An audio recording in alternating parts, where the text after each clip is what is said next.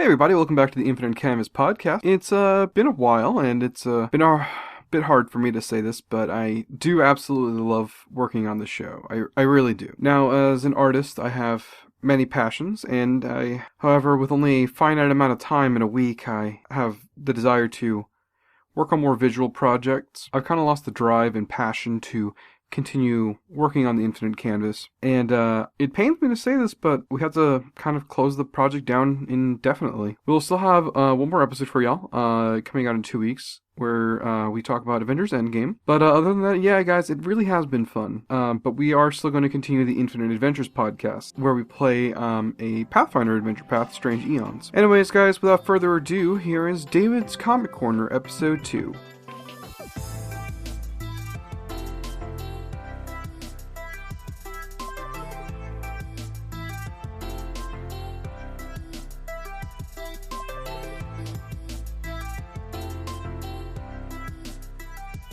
Hey everybody, welcome back to the Infinite Canvas podcast. I'm John Venegas. And I am David. And it sounds weird not going first, but I'm going second. We're recording Infinite Canvas. Did I say Adventures or Canvas? I don't even know. This is how confused you've made me. This is why, to anybody out there who wants to start any marketing ventures, do not name two different products almost identical, because if you get confused This yourself, was your idea. Both names were my idea, and they're too late to change now. Hashtag my bad. So, as we all know, here at Infinite Canvas, we try to make stuff, and we try our best to come up with new ideas, try to roleplay some games that venture themselves towards storytelling. But sometimes, scheduling people to work together can be kind of an issue. I don't know what you're talking about. We're having some scheduling issues with some of the cast members, which is fine. That's absolutely not their responsibility to be here exactly when we tell them, because they're guests. We invite them. And two, sometimes you can't really force yourself to come up with shit. Which is what we get when I try to make myself make that Pixels episode. I thought very little, and as David pointed out, I ended up just repeating what Pixels was about. You know, even after doing that episode, I've still yet to see Pixel, so... I have restrained from watching Paul Blart 2 or Pixels in the hopes of just watching it blindly and doing a shitty commentary on it. God, they're both gonna be terrible. I don't know. I feel like I would like Paul Blart 2. I know that it's something that people rag on, but I'm like, I don't know. Maybe it's the kind of shit that I like. A lot of people complained about Ghostbusters, the one with all the women in it. But I like that one too. So, and that's the last episode I'm gonna call back. I think I just realized I made reference to the Ghostbusters thing we talked about. Wait, we did a Ghostbusters? Yeah, we did the Guilty Pleasures where we all talked about what we liked, yes, and I'm like, yeah. Totally forgot. And then I totally realized that one of my guilty pleasures was actually something that a lot of people liked, so it didn't really count. I guess we should do another one of those sometime. And find something that's really, really sucks. I don't have any other guilty pleasures. I mean, there's very few movies I already watch. And TV shows. Does the Nickelodeon shows count? No, they're a lot of people watch those shows nowadays. Okay. Well, then I got nothing. It'll just be a John episode. Yeah. Get ready for that. One-person podcast, everyone. I've heard those before. It's always weird hearing a one-person podcast. Watching a one-person video seems natural, but listening to a one-person podcast is kind of weird. And I'm putting myself in a corner here because I know for a fact that somebody who makes their own podcast listens to this show and has a one-person podcast. So, sorry, Michael Baston from the Michael Baston podcast, if you're hearing that. I'm not calling you out or anything. You just pretend there's just another person there, learn a different accent. And then you have two people. That's just a shitty improv, theater act there. Unless you can do it well. Tangent, I actually guest starred on that show. I think this episode's coming out around the same time or afterwards, I want to say. So we talk about this show on that show. And also stuff that I think I've already talked about on here before. But today, I've asked David to bring me some Marvel comics. It was all Marvel, right? Let me double check. I didn't specify. So let's see. I think during Comic Corner, all comics are on the table, but I think you only picked Marvel comics. Oh shit! I got some DC crap in here. Let me get rid of that. Cut the tape. Cut the tape. Yes, they are all Marvel because that is what I read. Not because I don't like DC, but it's because that is what I started reading, and I just don't have time to read anything else. That's fair enough. I get that. I can get behind that. You know, after we started the new podcast we do, Infinite Adventures, which can be found anywhere you can find podcasts at, it's a cool Pathfinder RPG role-playing podcast. I haven't had any time to read any comic books. I think I haven't been to the comic book shop in like 4 months. Don't expect any recent stuff. I think the most recent stuff I have, it's like a year old or something. I know that our like main thing is like coming up with comic book ideas, but I feel like strangely enough, I don't think that most people that listen to this know about like modern comics. That look at the sales numbers; they don't sell a lot. Marvel makes most of its money from its movies nowadays. Yeah. Mainstream stuff. Comics is really niche, and I mean the ideas for the movies come from there, but you know, the layperson doesn't really read them.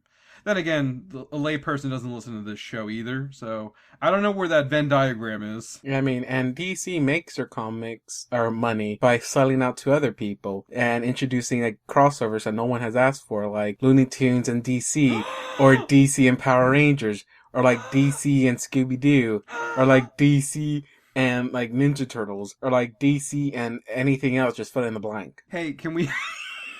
Can we have a John's Comic Corner when we talk about shitty DC comics? Because a lot of those comics sound really great. I don't know what you're talking about. I heard that heavy metal or death metal or whatever the metal, Justice League metal thing. Dark metal. I heard, it's like you name every kind of metal except the actual metal name it's called. But dark metal, I think. There we go. Yeah, I heard that was good. I don't know. The only thing I liked was an image that they have. I don't know if it was a cover or it was just like a promotional image, and it's like a figure that looks like the Joker and some kind of like weird pinhead kind style clothing. I think that looked interesting. Other than that, it didn't catch my eye. Can I just point out that the Joker, the bat who laughs, is that the same character? Is he the Joker? I think so. He looks like the tattered man from Strange Eons. He has like the same kind of like body type, the same creepy like teeth. It's like I want to find out which one came first. I think we all know that it was the Pathfinder one, but hey, you can correct me if I'm wrong. I'm pretty sure it was, yeah. So wait, what are we doing today? We were talking about comics. You're telling me about different Marvel comics that exist. And basically, since I don't read a lot of Marvel comics, or even any, we're gonna find out how John, which we'll just call a noob, not a noob, a normie. There we go. I'm a normie in the situation, so we're gonna find out what a normie thinks about these comics, David. And I'll give it a thumbs up or a thumbs down. A thumbs up means I'd probably read it. A thumbs down means I'd probably still read it, but I don't have the time to read it right now. Okay. So my thing is that this episode was planned to be done last episode, but last minute changes happened and we were able to make the Spectrum episode, which we did. Because the schedule came back to normal, the planets aligned, and everybody could record, and I wasn't gonna lose that opportunity. That is true. I do not disagree with you in any way on that. The thing is, I was told that we were going to do this today, and I had very little time to prepare. It's amazing how much I forget things in a week due to like having to do heavy editing for our other podcast, like I said, Infinite Adventures, which you can find anywhere, and also studying for an exam for school because I still go to school. Ooh, I'm sorry. I did not read up on many comics, so instead of giving you like 5 options, we're just going to go the 3 that I actually read. Okay, that's fine. I have no say in this now, but that's fine.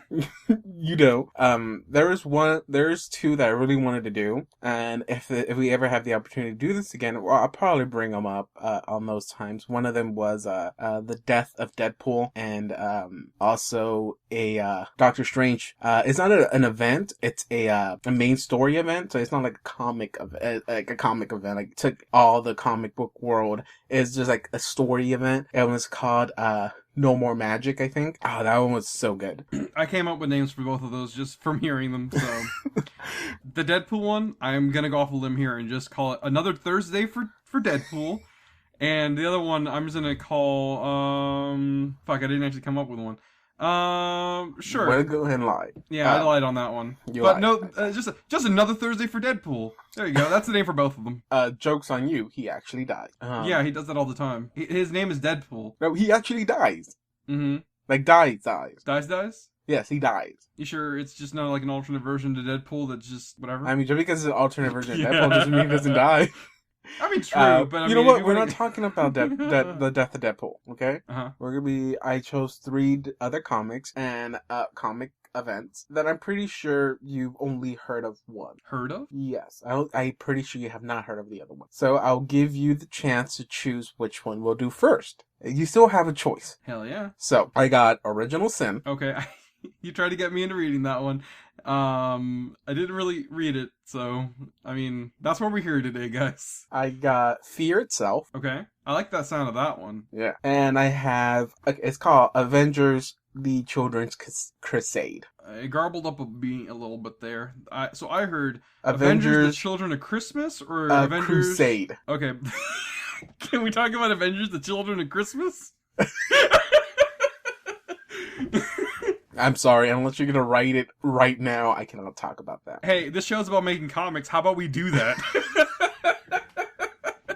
It'll be our pitch to Marvel. Hey, Marvel, here's our pitch for an idea. It's called Avengers: The Children of Christmas. I don't think you know how Marvel works, but okay. I mean, I don't know how Marvel works, but you know, there you go. They just you just give them submissions, right? That's how it works. That's how it used to work, I think. Actually, did Marvel ever take submissions? I know for a fact that they hire you. I don't think you apply to them. From what I've heard. So, John, which story would you like to do first? Well, here's the thing. I really want to hear Fear Itself, so I want to hear that one last, because my expectations are really high, and I expect them to be high. Okay. The Deadpool one... Wait. I'm not doing the Deadpool one. I'm sorry. I want to hear about the Deadpool one. Okay, so not that one. We'll do that one last, I guess. I'm not doing the Deadpool one. Let's do the Avengers one first, then Original Sin, and then the I was gonna say the Deadpool one again. The last one. We'll go with Avengers: The Children's Crusade. So we're doing the same movie we did last time, right? Sure. Let's start with that. Okay, so the last time you gave me the summary of what you think the book was about. Mm-hmm. The first time we did it, I didn't give you any hints, which made it very difficult for you to create a story. So for this episode, I will allow you to ask me 3 questions that you want to know about the book. I'll answer them, and then you tell me what happened in the book. Okay, and then you tell me what actually happens in the book. Yes, I forgot that I predicted these. That wasn't even a thing that we planned on beforehand. I just started doing it. So, all right. I got 3 questions. Yes. What happens in this book? Look, I knew you were going to ask that question. And I have a consequence for you, because I'm not going to answer that question. Now you lost the question. So now you have 2 questions. Oh, God. Okay, second question. What do I have to do to get the first question back? Never ask that first question again. What is your last question? Wait, hold on. Okay, I can't ruin this. So, alright, I'm not gonna waste my last question. Which Avengers are in it? The Young Avengers. Oh, thank you. I don't know who any of them are. That's what you get for joking around and losing your first 2 questions. I mean, this is all arbitrary anyways. Yes, but you don't even know who the villain is. You don't even know who, the main heroes are in this. John, I will give you $5 if you can name all the members in the Young Avengers. I can't name all the members, but I can start guessing names. I want to say Squirrel Girl, but I think she's in the Great Lake Avengers. But I could be wrong. I think she might have switched over at some point. So I'm going to go ahead and guess her. Okay. Miss Marvel, the stretchy girl. All okay. Right. I will say this is nowhere near recent. Robbie Reyes is out of the question then? Yeah, I guess. I don't even think he's an Avenger. I don't even recall him ever being an Avenger, but okay. The Vulture. The new Vulture. Okay. Okay, I got that one. Yes. All right. Kang the Conqueror as Iron Lad. I could be right on that one. I think that one's actually right. Okay. Comics are weird. Miles Morales. Okay. I think I'm on a winning streak here, guys. All right. Wait, how many have you named? Like actual answers? 2. Iron Lad and Miles Morales are my only two real answers. Okay. Young Avengers, Young Avengers, Young Avengers. Well, there's 1, 2, 3, 4, 5, 6, 7. I'm gonna name 4. I'm gonna just name 4, and we'll just roll with that. Kid Loki. Okay. 2 more names. Or we're gonna go with 5 names then, because I already said Miles Morales and Iron Lad. Kid Loki. Okay. Yeah. 2 more names. All right. Kitty Pryde. Okay. And Franklin Richards. Okay. That's a good guess. All right. So now I have to construct a story that around okay. 5, I was right? actually gonna tell you the actual ones, but yeah, I'll wait. No. Tell me the story. Tell me the story about these Avengers. These young Avengers. God. What are they doing? Oh, God damn it. All right, so here's what's up. It's the year 2005, I guess, since it's not that long ago, but it's kind of a long time ago. Oh, don't worry about that. I'm gonna get kind of vague here because I can't possibly describe the plot of this. I'm gonna just go off a limb here and say Franklin Richards does some weird shit to reality. Stuff gets jumbled around. Things that don't exist come into reality because he's Franklin Richards, I guess. The real Avengers, the adult Avengers. Are gone. And so it's up to Miles Morales, Iron Lad, which is Kang the Conqueror from the future, who comes back in time to stop his future self from fucking shit up, which I guess is unrelated to Franklin Richards' reality bending. Time works in mysterious ways. Time works in mysterious ways. I honestly forgot all the people I mentioned anyway, so they That's just kill half of them off and then you're good. I mean, the MCU can do it, I can do it too, right? There they are. Alright, so we flash forward, and the world has been saved thanks to Franklin Richards once again. I don't know what he did, but he somehow stopped it himself, because that's how it be. So wait, Franklin Richards is both the villain and the hero? No, he's not the villain. He's like Iron Man in Age of Ultron. You just said he messed up some shit. He's like Iron Man in Age of Ultron. He accidentally creates something really terrible and then has to stop it himself. And then the world thanks him for it because he's a child. If he was an adult, they would be like, hey man, how about let the government look over you? But, you know, you're a kid, so your dad can take care of you, I guess. Okay, I'm still lost. I don't know who the villain is in this story. Not every story. Did Inside Out have a villain? I rest my case. Yeah, Happiness or whatever. That wasn't a villain. She was a villain. She's like Franklin Richards in this story. He fucks up and then stops. Therefore, then Franklin Richards doesn't make her the villain. I don't think you know that stories can exist without a villain. You don't need an antagonist. You don't need an antagonist. You need something. Or you need someone for the reader to go against. No. You don't have to have someone. You can have like a concept of sorts. It doesn't have to be an actual literal person. Okay, so what is this concept that the reader is going against in your Franklin Richards being the hero, but yet also causing the conflict? The conflict of this is growing up, David, because it turns out that Franklin Richards has been... I think this is actually true, by the way. I just don't know if it applies here or not. Franklin Richards is the one responsible for the comic book timeline. And so his power starts to wear off, and everybody starts aging rapidly again, which is why the Avengers disappear. They actually died, because they were supposed to... They're really, really old.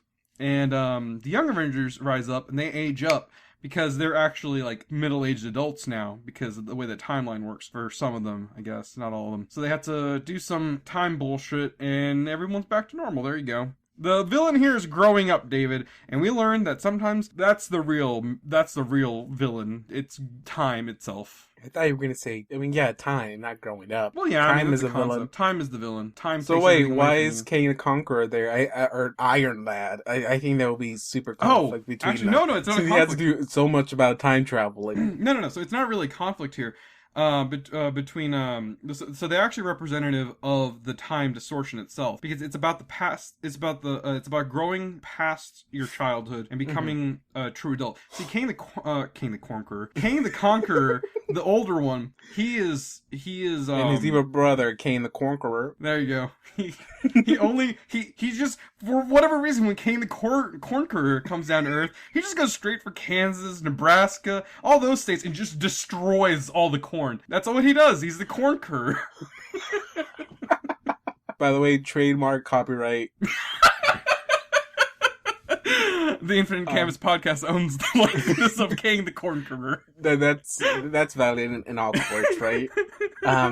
He's a public domain character, so anybody can use him. Congratulations, you can use Kane the Conqueror.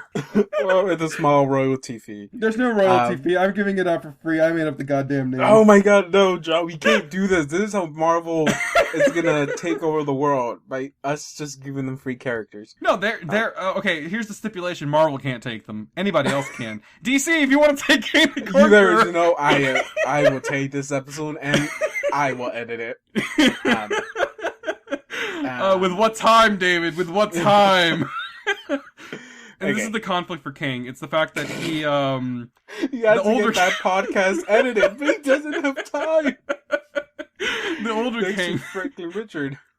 the older King is distraught because he didn't really have a true childhood, which is why the younger him decides to not become the King from the future. So the King from the future is like, hey, you know what? I'm gonna go back in time, and I don't know. You can't put me on the spot like this, David. It's gonna be crap. Let me tell you how accurate you were. I want to give you a generous number, so I'm gonna go with 1%. Out of 100? Yeah. That's it. That is as generous as I can be. Because I said Franklin Richards. No, because you said Iron Lad. Aha! I got one. He's a young Avenger, right?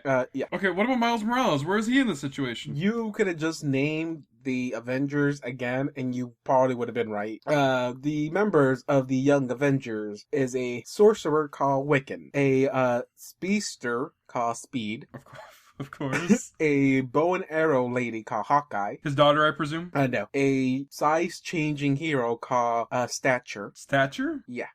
A guy who carries around a shield called the Patriot. Oh, really subtle there, Marvel. Oh, he's not Captain America. No, because this one is shaped like an actual shield. You know, like almost like a diamond shape, you know. I was about It's to not say, circle. Captain America's shield is also shaped like a shield? Well, just I not meant the same. like the typical shields you'll see. Like the knights. I mean, they still exist. They're like bucklers. I mean, Bucklers yeah, are circle okay, shaped. not the circle throwing shield. This is a triangle or diamond Bucklers shaped aren't shield. throwing shields. The bucklers are Oh, like hitting- I'm making a reference to Captain America's shield. It's not that shape. You also got a, I think he's a squirrel called Hulkling. Okay. And you have, Vision. Vision? Yeah, Vision. Kid Vision or Vision? Vision. I think it's cheating making a grown-ass adult a young Avenger, even if he No, was born a he's year a kid ago. Vision. Okay, but his name is also Vision? Yes. Is it that Vision family? No, it's Vision. Did he get his mind transferred into a child? No, Iron Lad built a Vision. What, is it this? It looks just like the Vision. Is it not the same Vision? It's not the same Vision. Vision died. He's dead during this time. But also, I don't think he really died because they always bring these characters back. Well, so. no, he died, but Oh, now they you did say bring him that. back. They'll always bring him back. Well, You he's a gotta wait. robot. They just fixed him. Yeah, there you go. They fixed them. Yeah, but no, this is a kid-looking Vision, but his name is just Vision. Uh-huh. The main villain in this book is Doctor Doom. A wasted potential. They could have made it King the Conqueror. No, I actually really like this story. Okay. And it's Doctor Doom. The second villain in this book is Wolverine. I'm get to intrigued. I'll tell you. I'll get to why he's a villain. All right, got two. Can I just ask these questions now? I have Yes. two questions. Mhm. Is he brainwashed? No, Is he from another universe? no. You have piqued my interest, good sir. Okay. He's really not a villain. I see him as a villain. Okay. You mean an antagonist? Second main character of this book, Scarlet Witch, which is why this is one of my favorite books, or a favorite book of mine. Mm-hmm. I love anything Scarlet Witch is in because she's awesome. Just to give you a little bit of recap, this takes place after you've heard of Avengers Disassembled, correct? I've heard of it. I've seen it in shelves. I really do think this book was just created just to make Scarlet Witch not the bad guy anymore, because everyone saw her as a bad guy because she, you know, in Avengers Disassemble, she went crazy and killed the Vision. That's not very nice. Isn't the Vision her husband? She kills the Vision. Because of her, also, Scott Lang dies. No, I love Scott Lang. Iron Man gives a drunken speech at the UN. That's oh, Iron Man. This is because of Scarlet Witch. Oh, I thought this was just normal for him. Did he get over his alcohol? Yes, use? he did. Oh. At this time, he was no longer an alcoholic. Oh no. And also Hawkeye died. Hawkeye the daughter or Hawkeye the Hawkeye? Hawkeye the Hawkeye. Oh no. I would have felt bad either way. I have to preface that with. I think he dies because he rams Scarlet Witch brings the scroll to Earth, or teleports him to Earth, and I think, I'm not 100% sure, I haven't read the book in a while. Hawkeye kills himself by ramming his bike into one of the ships and causes like a domino effect of explosions, and so they die. I'm surprised they didn't survive that. Because he rammed his car into a ship and it all exploded. I'm pretty sure no one would survive that. And in House of M, at the very end, Scarlet Witch gets rid of all the mutants. So there's no more. Well, there's a large number of mutants no longer exist. Like, imagine at the end of Infinity War, and Thanos goes, hey, I'm gonna snap my fingers, and half of all life in the universe doesn't exist anymore. And it turns out he only got rid of like 25% of the universe. Like, he clearly didn't know exactly how to do the thing he said he was gonna do. Well, I mean, what she said did happen. It's just that, since, her powers are never like actually said like what they are. Isn't it probability manipulation? No. Well, some say that she actually controls the universe itself, and she can just alter it. Doctor Strange says it's just magic that is causing this, which I think is like the one they always go with. And I think some do say that it's like probability manipulation, and some others say it's like just a weird, super high, powerful psychic energy she's using, and so. A lot of the mutants that survive just use their psychic abilities to negate it, so that's why you got a lot of mutants. But in this book, Wiccan and Speed are supposedly her kids. In like Avengers Disassemble, you find out that the Scarlet Witch kind of went crazy and wanted to have kids with the Vision, but the Vision is a robot, and so she can't have kids. And are so she demon ones? Yeah, she forced magically altered reality to have kids. The Avengers stop her from doing that, and so her kids, quote unquote, die. And so she blames the Avengers, which leads to House of M and Avengers Disassemble. That's a weird way of saying she had sex with the devil. I mean, I know it's for kids, so they gotta not say that, but that's what she did. Well, I mean, she did it to herself. To quote Johnny Blaze, played by Nicolas Cage, she's the devil's baby mama. I don't know how she did. She did it to herself, so I don't know how you say that. Her kids, quote unquote, died. Technically, they didn't. Her kids had spirits or souls, and they were transferred to other kids, and they became her kids, but she doesn't know it. And in this book, the Avengers, the actual Avengers, show up because the young Avengers are fighting a group of villains, and Wiccan, which is supposed to be the male version of Scarlet Witch, his powers go out of control. And so they're like, oh, hey, this kid shows the same signals like the Scarlet Witch, so that must be Scarlet Witch kids then. And so they tell him like, hey, we think your mom is a Scarlet Witch. And he goes like, okay, cool. I want to go find her and ask her to see if this is real. And they're like, well, the Scarlet Witch has gone missing. We have no clue where she's at. And he goes like, I'll find her. And they team up with Magneto to go find her. They do find her, and they find out that she's being kept by Doctor Doom in his castle. And they're supposed to get married, and they're really confused. I was like, why are you trying to marry Doctor Doom? He's a bad dude. Turns out that she's suffering from amnesia and doesn't know anything that has happened. And Doctor Doom doesn't want to tell her because he's afraid that if he tells her, she might go crazy again. The Young Avengers, with the help of Magneto. Hold the phone. So Doctor Doom is totally okay with marrying someone who doesn't know, who has amnesia, and he's fully aware of this. And I was about to call him out for being a shitty person, but then I realized he's Doctor Doom. So you may continue. I'm like, wait, hold on. He is a supervillain. So I guess it's not fine. Oh, you should wait to the ending. Oh, God. Once they find the Scarlet Witch and they find out that she's planning on marrying Doctor Doom. There's no consent involved if there's amnesia. There is, because she's 100% down with it. That doesn't matter if there's amnesia involved. She doesn't. Okay, my rant is over. You can continue. She does not remember being the Scarlet Witch. She remembers being Wanda Maximoff, I think. I don't think they ever really truly touch upon that, but she doesn't remember ever being the Scarlet Witch or doing anything as a Scarlet Witch. And so, again, like I said, the Young Avengers, they go off and they find Scarlet Witch with Doctor Doom, and they try to break in to rescue Scarlet Witch because, again, Doctor Doom. They don't know that she suffered from amnesia until they actually see her, and she flat out says, like, yeah, I don't remember my past. Doctor Doom has been a gentleman, a loving person, and someone I want to share my life with. And they're like, you do know this is Dr. Doom, right? Like, Victor Von Doom. And they're like, yeah, and he's been a really nice guy. And so she is planning to marry this dude.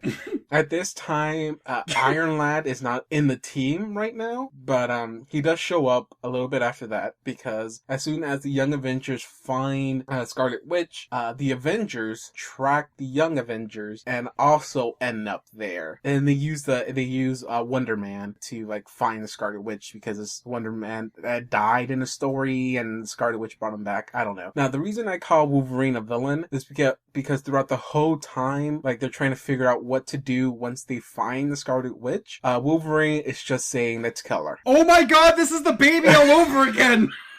And they're like, I do have to point out how many of these conflicts would just be over if you just kill people.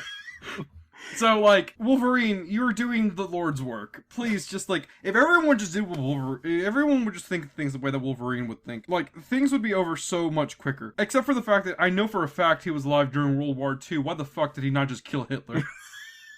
Okay, we have to do, like, Age of Ultron whenever we get this, because you might love Wolverine there, then. Oh, God. And so, okay. Can I guess? Mm-hmm. We should just kill them. Yeah, that is his plan.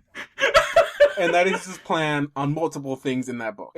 Let's just kill it. Can I also just point out really quick that the way you're describing Dr. Doom to me, I know you're just regurgitating like what came out of a comic, but like the way I'm imagining this is just like he's giving me some like real Ice King vibes here. He like sounds really innocent compared to like he's like, what? I didn't kidnap her. She just came in here and asked me to marry her, and I was like, oh well, I'm not gonna say no. I wish it was that simple. It gets a little bit more confusing, but it's more confusing. I guess it's around that kind of general. This is what happens when you have a huge universe of characters. The Avengers follow them to Latveria. I think that's his name of the place. And so then they start fighting against Doom and his Doom bots. By the way, before they fight Scarlet Witch, they find Wanda Maximoff living in the village, and Quicksilver is there to protect her because he knows where she is. And so the Young Avengers start fighting Quicksilver with the help of Magneto. Quicksilver starts gathering like fence poles and starts throwing at it, and it hits Wanda, and they find out that it's not Wanda, it's a Doombot. And I'm not 100% sure, I think Hawkeye finds this Doom robot of Scarlet Witch and sleeps with it. But he doesn't know it's a robot. I have several questions. And I don't think you can answer any of them. But we're not here to tell that story. Long story short, they rescued, Iron Lad shows up during the battle of the Avengers and Doom and his Doombots and teleports them into the past to when the Disavenger story happens, and they're teleported at the very moment. Disassembled? Yeah, Avenger Disassemble happens. And this happens at they're at the exact moment where Scott Lang is going to die. No, and, I love Scott Lang. In case you didn't know, Stature, the person that can change sizes, is Cassie Lang, his daughter. No. And so while they're back in time, Iron Lad is like, okay, well, while we're in the past, I want to show Scarlet Witch or Wanda what she did. He's like, aren't you scared that someone's gonna see us? He's like, no, as long as we're in this bubble, no one can see us. And then Scott Lang turns around and goes, oh, hey, Case, how you doing? And they're like, wait, I thought you said you couldn't see us. It's like, oh, I guess I was wrong. And so they save Scott Lang, but they still have to pretend he died. So they have him go up to a hero called Jack of Hearts. He's dead at the time of the story, both stories. And so the reason that Jack of Hearts kills Scott Lang is because Scarlet Witch brought him back to life and used him as a bomb. And so as soon as he explodes, Speed picks up Scott Lang, and so they save him. And when that happens, Wanda gets back her memories, and now she knows that she's Scarlet Witch. And so they go back to the present. As soon as they get to the present, all the X-Men show up. And I thought it was so funny because I did not notice it until I was rereading it for this episode. You rarely see Wolverine with the X-Men, especially when the Avengers are there. Because for some reason, he's always agreeing with the Avengers Avengers over the X-Men. In this book, you see the Avengers team, and then you see the X-Men team, and right behind Cyclops, you see Wolverine, and he's like, yeah, y'all didn't want to kill him, so I want to go to the X-Men so we can get our payback, and maybe I get to kill her. And so there's like the whole thing there. Scarlet Witch teleports them back to Doctor Doom's castle because she still's planning on marrying Doctor Doom, even though she got back her memories. Doctor Doom tells them that I'm sorry. I'm sorry. I just realized that that Scarlet Witch has a type, and it's robotic men.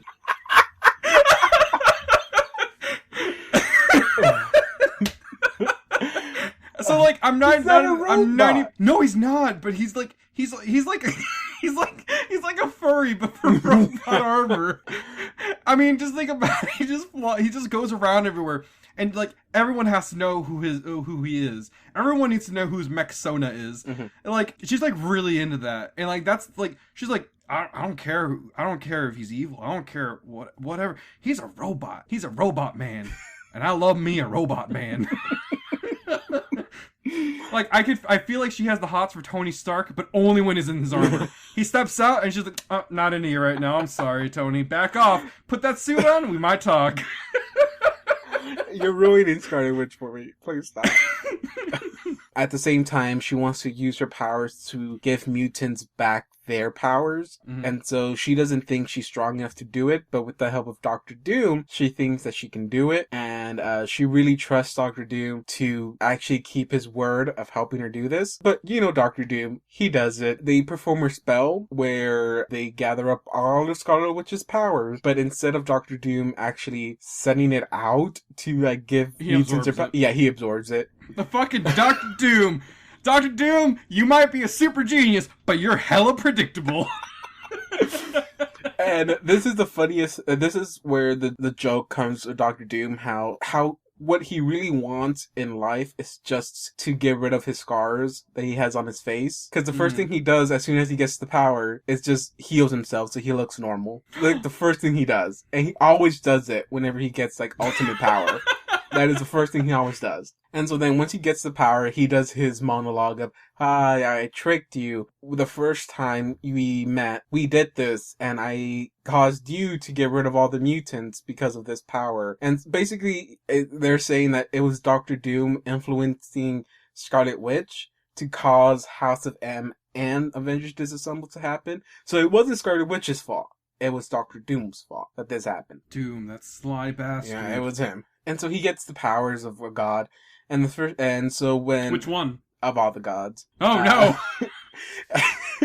And so then he shows back up with the Avengers and X-Men because the Avengers or X-Men are planning to take him down. So he shows up and he goes like, "No, wait, don't do it. I'll fix the world. I'll make the world perfect." And he goes up to Cyclops and goes like, "Look, you want to see? There you go. You don't need your visor anymore. You can shoot your eye beams, but still see. You don't need that." He goes up to Beast and goes like, "You want to look normal? There you go. You look normal. You're good. Hey, you want me to bring people back to life?" And he snaps his fingers, and like you see all the dead X-Men and a few Avengers like come back to life. And goes like, "Look, I'll give you everything. I'll make the world a peaceful place. All you have to do is just let me." And then Wolverine goes like, "No, that wouldn't kill him." And so he goes like, "Fine, then we have to fight." And so they fight him. Scott Lang tries to fight him. I don't know why Scott Lang thinks he's going to be useful. Dr. Doom just swats him. I'm sorry, that's just Scott Lang in general. No. When he's not, no. When he's not by himself, like in his own solo missions, that's usually the vibe that Scott Lang gives me.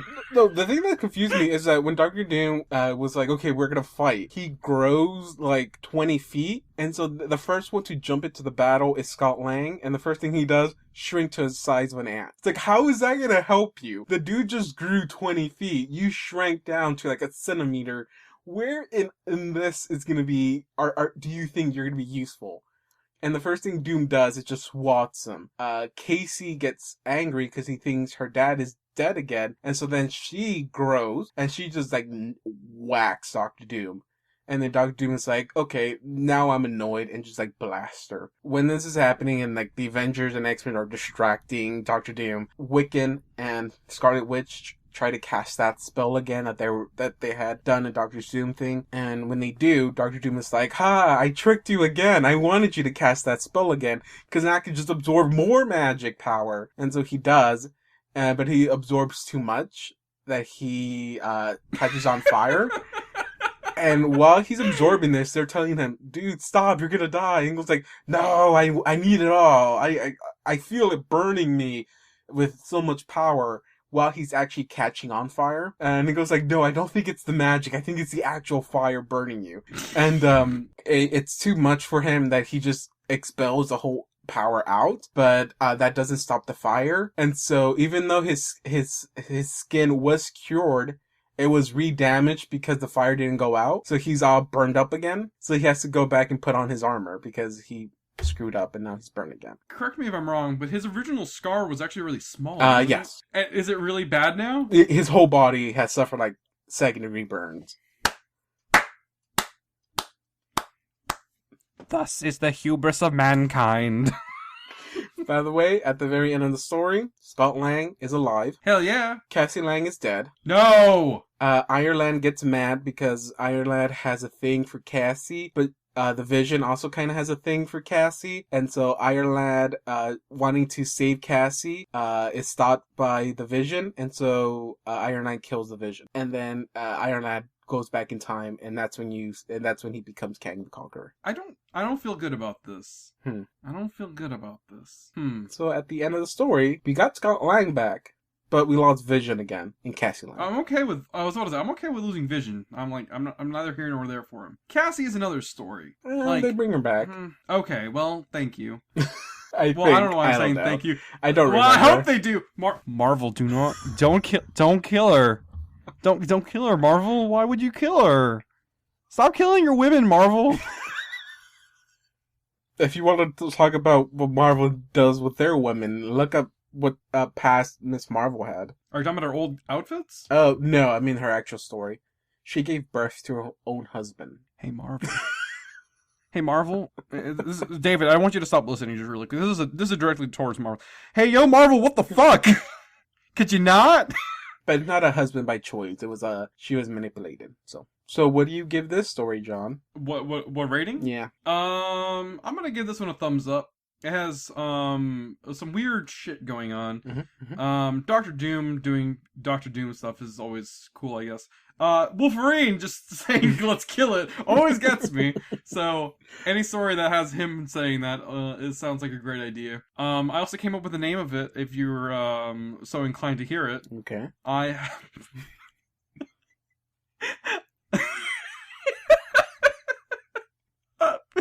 50 Shades of Doom.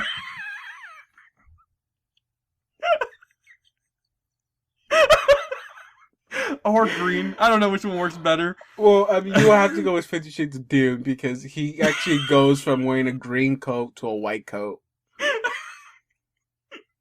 And then to, like, I guess a black coat since he gets burned up. Oh, God. So there you go. I'm really loving... I'm really loving this story. Oh, my God. Okay. Oh, I come down with a case of the vapors. Okay. Do I hear Marvel's first NC-17 movie coming out? There you go. That was Buck 1. I hope you enjoyed it. Please pick it up at your nearest David's house so you can read it, because I know you're not going to pick it up at a comic shop. What? Pay money for it? I mean, I probably would, to be honest. Story number 2, Original Sin. We're going with Original Sin. So, John. I forgot the lyrics to the song. Something to something. It's a Marvel comic. All right, so I know this much. You don't want your 3 questions? Sure. So, question number 1. Mm-hmm. Does Nick Fury do it?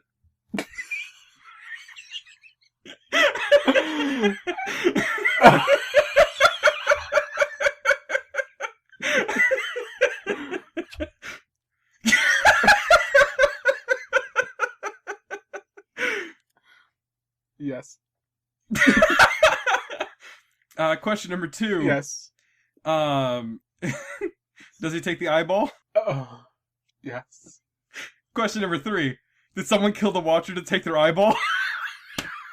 Yes and no. Oh, I thought I had that one in the bag. I don't know why you just wasted your 3 questions again.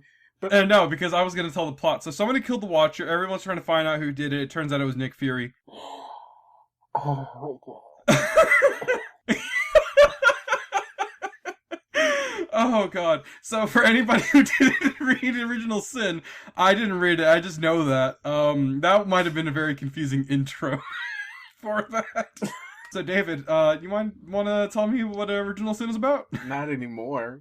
Wow, but there's details that I don't know about. The main villains in this book is a villain called the Orb, which is the guy that has one big eyeball as a head. Another one called I think he's called either Mr. or Dr. Midas. Like the gold guy? Yeah, he looks. Is his power turning things to gold? Yeah, that is his power. He turns things to gold. Cool. And then there is another girl. There's another villain, and it's the Midas's daughter. Does not have power of gold, by the way. I keep forgetting her name. Her name, I think, is called Exterminatrix, but I keep confusing it to Dominatrix because she dresses like a dominatrix, especially in more recent comic. She has the whole that leather costume thing that they wear. I mean, I swear they should just call her dominatrix. I don't know why they don't. I mean, just go ahead and do it.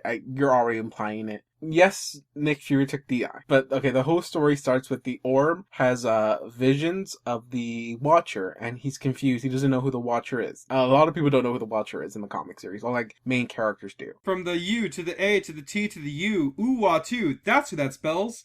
Uatu, he watches you. He watches you all the time, David. Everyone, all the time. It's really creepy. Okay. He doesn't ever do anything, he just watches you.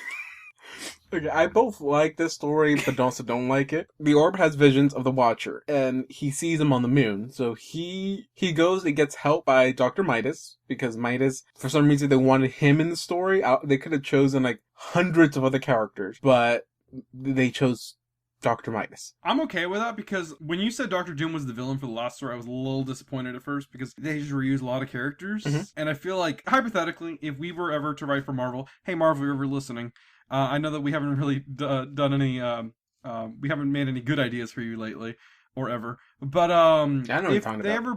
If they ever brought us on, for example, I want to look back at their back catalog and pick their least popular characters and just start from there. I was like, we're bringing these fuckers back. That's right. Like 3D Man. I think that's Marvel. I could be wrong. Yeah, I guess we're bringing back that Avengers theme. Flat Man, Door Man, Big Bertha. We'll just do that. Oh shit, they already did that. All right, so you can continue. Orb gets the help of Dr. Midas and Exterminatrix. Wants to use the money that Can we call her Zoe or something else? Because I just hate that name. That is not her name. Her name is Exterminatrix. Can we call her Zoe or something else? I want to be as accurate as I can to this story. Oh my god. Orb wants to use Dr. Midas's money because he can make gold out of nothing to get a ship to go to the moon. He does it. The reason he wants to go there is because he wants to know who this dude is, but mostly because he's heard of him having weapons. The Watcher has like extremely dangerous weapons in his base. It's like I think he has the nullifier in there, and like the nullifier is like the one thing that scares the shit out of Galactus. And there's very little things that scares the shit out of Galactus, and so he has weapons that are as if not close to be more powerful than the nullifier in the Watcher's arsenal base thing. You find out that the Orb actually is the one who takes the Watcher's eye. But he only takes one of the eyes. I think it's the left eye. After that, someone else comes in and actually takes the other eye from the Watcher and actually kills the Watcher. When that happens, there's a cool little scene, and I really like it. I don't know why, but I really like it. It shows Nick Fury, Captain America, Wolverine, and Black Widow. They're just out, like having a meal together and just like reminiscing about the past, because all four of them have lived for a really long time. So they get like an alert saying, oh, something has happened on the moon. And so they call the Avengers and then they head to the moon, and that's when they find the Watcher is dead and missing both of his eyes. In the story, they also touch upon like 3 other groups. At first, you're not told what they're doing or why they're doing what they're doing. All they tell you is that some mysterious figure has set them out to go do this mission. They don't know who it is or what these missions are, but they're just told to go to these specific areas. Okay, some of the teams are pretty cool team ups. The other ones, I don't know why they teamed them up. First team, we got Doctor Strange and the Punisher. All right, going strong. That is an amazing team. Hell yeah! I want to see that. I want to see that Disney Plus original series. After that, everything goes bottom hill from there. Why? Because they chose their best 2 characters and put them together? Yeah, everything else is just like whatever they... everything else was what they had left over. Second team, it is Black Panther. Okay, starting strong. Ant-Man. Ooh, hell yeah. You can just add anything else to that and it's perfect. Emma Frost. That's cool. I actually don't know a lot about Emma Frost other than, she can... is this just the X-Men movies? She can turn to diamonds? I don't know if she... I don't really know much about Emma Frost. I think she can, and she also has a little bit of psychic energy. Second team, Bucky. Or, not Bucky, Winter Soldier. So Bucky, yeah. Gamora. Okay. And... oh, that was the third one. I am forgetting the third one. Shit, what is the third one? I mean, I like the characters. I mean, they're MCU versions. I don't know much about their comic versions. I forgot the third one. Well, we'll just put a blank in there for now. They're not important enough for David to have remembered. Unless it's like Wolverine or something. Then it is not. Geez. Wolverine is not in this story. What? This story already sucks. I mean, I can lie and just come up and say he's the one that killed the Watcher. I mean, they asked him why. It was, I had no other choice. I gotta kill things. That's why they have me in stories. If I'm not killing things, why am I in the story? He saw too much, bub.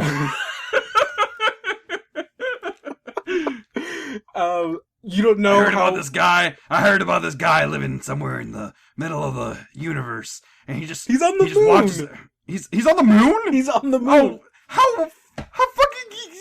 Why? Because he's on the moon. Why is he on the moon? Because he has to watch Earth. Are these... I don't know who the Watcher is, apparently. How the Watchers work. Is there more than one Watcher? Yes. The Watchers are a race of beings. And there's one for every planet? Yes and no. It's like each universe has their own Watcher, and they watch specific things, but Watchers see all. So they technically don't have to be there to watch it. They just have to be in that universe to watch it or see it happen. So it's like every time that the Watcher goes to Earth to see something, he doesn't have to do that. He just chooses to do so. Okay, so I just point out the flaw in that. It's like, let's say that you're at the zoo. Yeah. And like, let's put the Watcher into your shoes when you're at the zoo, and you have the ability to see all of the animals that you want. But for whatever fucking reason, you want to go into the lion pit to go see the lions, but you're really far away from them. But you're still in the lion den. The chances that a lion is going to kill you are very high. Oh, the Watcher can choose to be seen or not. Let's say you walk into a sleeping lion's den. The Watcher has the ability to be anywhere he wants and absorb anything he wants, and and chooses to not be seen, but sometimes he lets people see. Can I just say he's shitty at that then? He's like, my job here is to watch everything that's going on. Psh, psh, psh, psh. Hello, Peter Parker. Hello, I'm a big fan of yours. I'm watching you and everything around you. He doesn't talk. And everyone. I don't talk, but I can choose. I can choose to reveal myself to you if I want. Oh, he does talk. Okay, he does talk, but he doesn't talk to people. Because he's only meant to watch. He's not meant to interact with anything. Even though he does... I'm not supposed to talk to you, but I have to let you know, you're my favorite one. I'm not supposed to say this, but I've saved your life a couple of times. He doesn't do anything. He doesn't save lives because he's not supposed to. All he does is watch. Okay, take his name, the Watcher. That's not just a name. That is his job. That's all he does. He just watches. He doesn't interfere. Well, last time I checked, Wolverine's name didn't tell me he was a literal Wolverine. Oh, did you know Hugh Jackman didn't know Wolverines existed? He thought they were fake. Did you know that Brie Larson didn't know who Captain Marvel was until before she got the role? That's believable. By the way, the third member to Bucky's and Gamora's is Moon Knight. How could you forget Marvel Batman? Well, because people try to make him Batman, but sadly, no one can write him as Batman. So they each go to a certain place where they were secretly told by this mysterious person to go to. Long story short, it's Nick Fury that's telling them to do this. Punisher and Doctor Strange, they go into a different dimension, and when they get there, they see a load of weird Cthulhu-esque creatures just dead. And when they go look at their bodies, they find giant, huge-ass bullets made out of pure uranium. Black Panther, Ant-Man, and Emma Frost, they go deep underground and they find a giant, huge cavern filled with just dead monsters. And when they go observe the body, they also find giant bullets made of pure uranium. When Gamora, Bucky, and Moon Knight, they go out into space and they land on a planet. Bucky notices weird shapes on the floor of the planet, and like there's like a bunch of holes all over the planet, and they're the same shape. When he starts digging out, he pulls out a giant bullet made of pure uranium. He's confused, like, why is this giant bullet covering this whole area, like this whole planet? So he gets an idea. He throws a camera up into space and takes a picture of a planet. The planet is one of the planets that Eagle, the living planet, is. A Celestial? No, he's not a Celestial in the comic. Oh shit, no, that's right. I'm sorry, MCU likes to make things other things. So it's like Eagle, the living planet. According to this story, there's a race of them, and so this is one of those things, a living planet, and it's just been like murdered. And so you killed the planet with uranium. And so Bucky is like, okay, a really good gunsman just killed a planet. I don't know how he made that assumption. It's a big planet. I think anyone could shoot a planet. But he goes like, okay, so a really good gunsman who is experienced at killing things did this. I know who did it. And he just leaves Moon Knight and Gamora like stranded on the planet, and he goes, good going, Bucky. and he goes and he finds Nick Fury, and he sees him in his little computer room, and when he gets there, he doesn't even hesitate. He just takes out his gun, shoots him, cuts off his head, and then just takes the eyeball. Okay, so there's a couple problems with this, and it's that one, this tells me two things. One, Bucky doesn't know that there are people on other planets, because that could have literally been anyone. And two, holy shit, is he judge, jury, and executioner? Oh, I guess so, yeah. God damn. No one can stop him, dude. Are you gonna stop him? I ain't gonna stop him. I don't want to get shot and get my head cut off. He sounds like a real problem. You know who should they get? They should get Wolverine. I think he has a perfect plan on what to do. Yeah, but how would he have known it was Nick Fury? He just does. Again, that's like he said. It had to be a very experienced assassin to do this. Who else can do this? It's Deadpool, Taskmaster. Who else is an assassin? I was about to say Deathstroke, but I realized that's the wrong universe. I was gonna say Bucky, but it could have been Bucky. You know, Bucky could have been like, oh, an experienced gunsmith would have been the one doing this. And you know who's the most experienced gunsmith of all time? I was like, who? And he just starts chanting his code thing that turns him into the Winter Soldier. He's just like, what the fuck is going on? And then you got Gamora and Moon Knight having to fight the Winter Soldier. Marvel, hire us. Okay.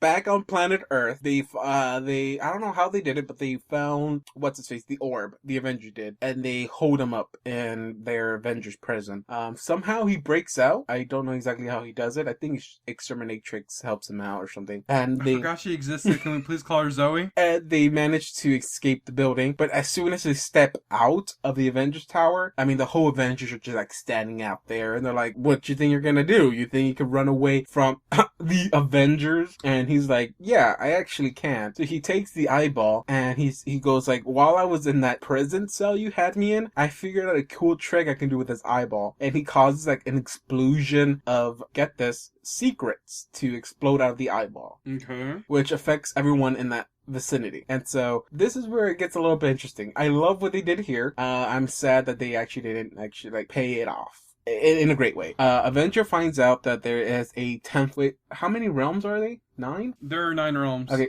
Is this where heaven comes into play? Yeah, that's when he finds out there's a 10th realm, and his sister lives there. And so he finds out he has a sister. Bruce Banner finds out that the explosion that turned him to the Hulk, that Iron Man had something to do with it. And that, or Stark had something to do with it. That's actually a pretty good story. If you read it, it technically isn't. He sees, I think Banner has a vision of Tony doing something to the bomb, but he has no context of what's happening. Tony tells him, later that I was actually fixing the bomb because the way you made the bomb would have caused a explosion that is 5 times stronger than the original explosion and actually would have killed you. I made your bomb stable. And he actually says that I sent you a message telling you that, hey, this bomb that you're going to blow off is not a nuclear bomb, it's a biological bomb. If it explodes and anyone's near it, you're not going to kill them, you're going to change them. And I don't know to what. This is when Stark was like a drunk has been. Okay, I was about to say, so like if Stark knew what the problem was, I feel like he would have fixed it. I'm really glad you explained that he was drunk. Well, no, he didn't fix it. He fixed the bomb, but the thing is that the way that Banner built it, he didn't build a nuclear bomb. He built he called it like a biological bomb. How it was built and how the explosion was going to happen. He did send the message to Banner, telling him that he fixed the bomb, so he made it so the explosion would not be damaging. But because he reverted it back to the way it's supposed to be, it's going to do like biological damage, so it'll change you instead. But Banner and Tony Stark were not friends at this time. They really hated each other because of Stark's drinking problem. And so when Banner got the message, instead of opening and reading it, he just deleted it. And then that led down to him being Banner, the Hulk. You can't let your passive-aggressive tendencies get to you, or you'll end up turning into a savage murder monster who has no regards for any of your friends, family, or strangers. It's a cautionary tale. My strangers? Huh? I like how you worded that. It's like, he doesn't care about your family, your friends, or your strangers. I have strangers? Everyone's got strangers. They're just friends you haven't made yet. And also enemies you haven't made yet. Other secrets that are revealed is that Spider-Man finds out that there's a second person that was bitten by the same spider he was bitten. That's how we got the character Silk. And also Deadpool finds out that he has a daughter. And that actually leads to the death of Deadpool. And that whole series itself could have been told a little bit better, but it's one of my favorite ones. Because you don't see Deadpool as a comedic guy anymore. You slowly start seeing him as someone that's like taking his job seriously because there's something he cares for now. And it's like that aspect of Deadpool is like never done, but when it was done during this time, it was really good. I loved it. You saw like a different version of Deadpool. Also, I think someone in the background finds out that their wife is cheating on them. So there's that. Who's being cucked? Who? I said who's being cucked? Just a random stranger. Oh, he was a random person? He was just in the background. Oh, close enough to the sucks. explosion. Oh wait, hold on. Wait. Hold on. This is just a stranger, just like somebody walking on the street. Yeah, when he exploded the eye, he exploded in the middle of like downtown or something. So it wasn't a huge radius, but everyone that was there got a secret exposed to them. I know nobody looks like, but how familiar are you with The Simpsons? A bit. Do you remember old Gil? Yes. Can it just be? I don't think it was him, but no, but I'm just like you, imagining. we'll No, I'm just imagining this whole thing happening with the Avengers, and then you just see Gil walk by. It's like, oh, what's going on down here? And he sees his wife cheating on him. He's like, oh, I thought that she was done with that. I thought she was over him.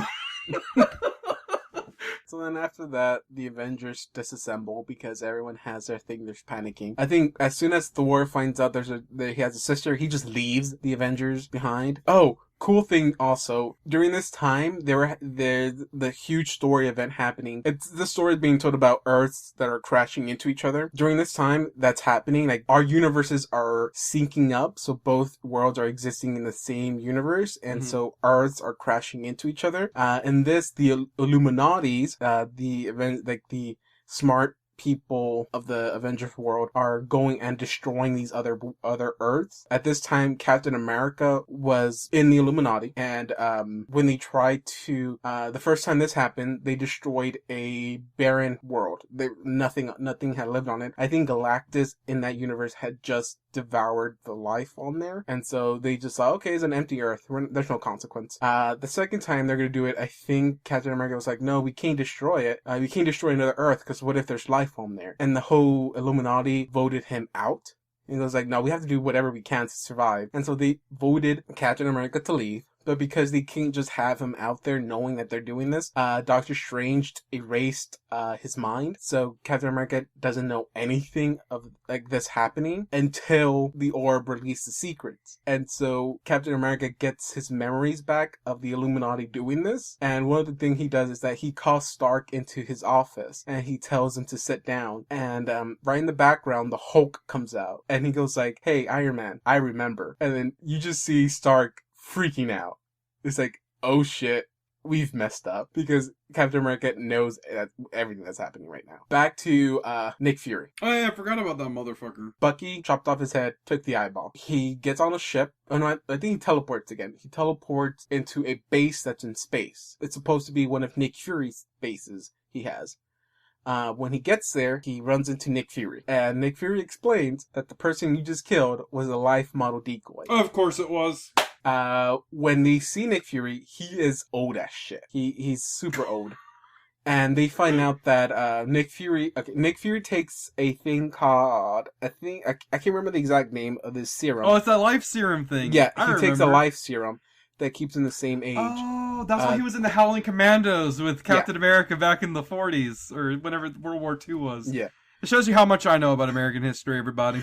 And so he's I think he's run out of it, or he's not taking it. I can't remember what he's doing, but he's not taking it anymore. So every Nick Fury you've seen, like throughout the comic events in history, has always been a life model decoy, at least like currently. And he's been taking care of other jobs. In this story, it's revealed that Nick Fury has been secretly doing missions that has been saving the world, quote unquote. He calls himself the Man on the Wall, and that is every event that has happened in the comic universe are events that Nick Fury has let happen because he's busy stopping other bigger shit from happening. Of course. And so that's why they found all these dead monsters under Earth's crust, because Nick Fury was there killing them before they became a problem. That planet that he shot up, he killed it before it became a problem. And the monsters in the different universe. And he kept saying that is what he's doing. That was his job, is to stop these threats that no one knows about,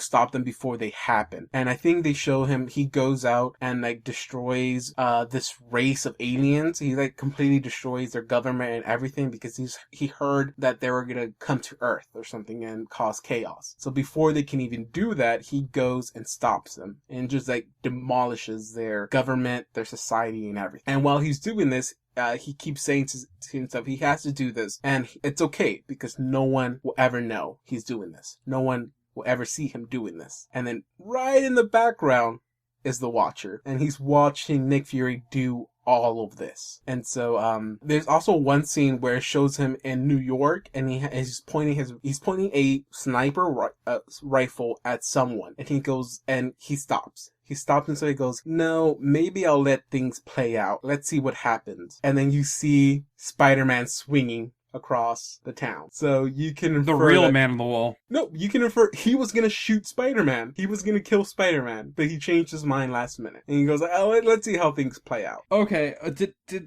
I'm sorry, I didn't get the logical, why did he want to kill Spider-Man again? Because he wants to kill or stop the threats before they happen. And oh my god. And this is when Spider-Man first showed up. And so what everyone knew about Spider-Man was that he was a rookie hero who had been tied to an old man being murdered. So Nick Fury saw him as a threat until last minute he changed his mind. And so when he's telling this to Bucky, the rest of the teams show back up, or Bucky sends a signal to everyone who Nick Fury has sent out on missions, and so they all come back together they come into this base, and this is when Nick Fury goes like, the reason I sent y'all out in the mission is because I want to choose one of you to take my place and become the man on the wall. Stop the threats before they happen. And everyone doesn't. No one wants to do this. They're like, no, that's stupid. You can't go and kill someone before they do something, just because you think they're gonna do that thing. It's like the Civil War thing, Civil War 2,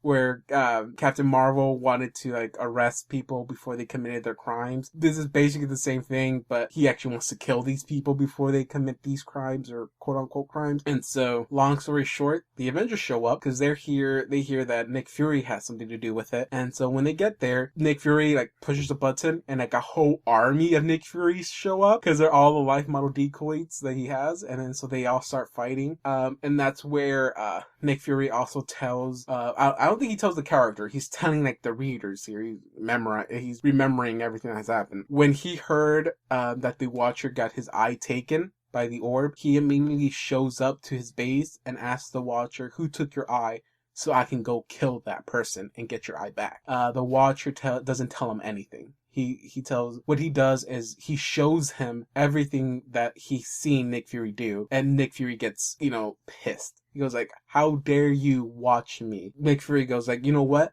No. That is all what you do. All you do is just watch. You don't do anything.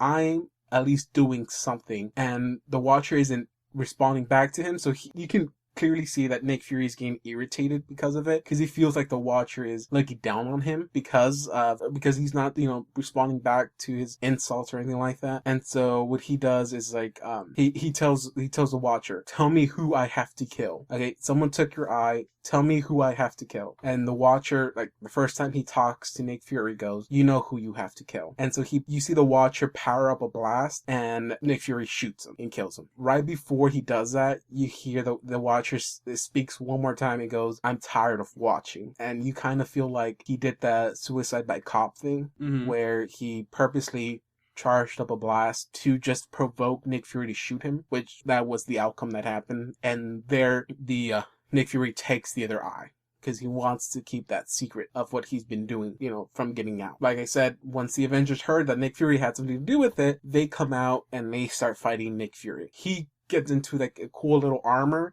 and so he starts going at it with like the pure Avengers. So you got Captain America, Spider-Man, Iron Man, Thor. I don't know how they're fighting in space exactly. I mean, Captain America and Spider-Man, but they're there.